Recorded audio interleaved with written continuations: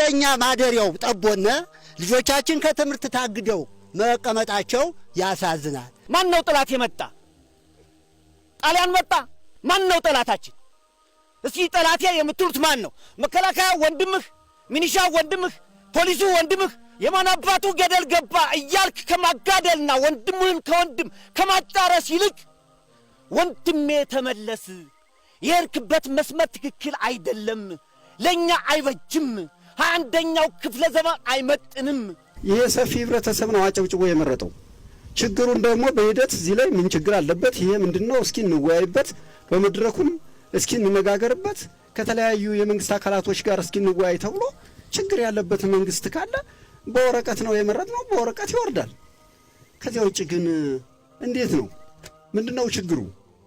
እንደው ብድግ ብሎ ዝም ብሎ አንዳንድ ቆማጣ መሳሪያ እየተያዘ ሲፈልግ የገንዛ ወንድሙን ሲፈልግ መከላከያውን ሲፈልግ የመንግስት አመራሮች እንዴ እየገባን የተማረስ ቁመን ምን የሚያስብ ቅንጭላት የለንም እንዴ? ሙተና ከዚህ ወዲያ ሞት ምን አለው? ትውልድ አለን እንዴ? አሁን እንግዲህ መምር ገደልነ አያሳፍርም?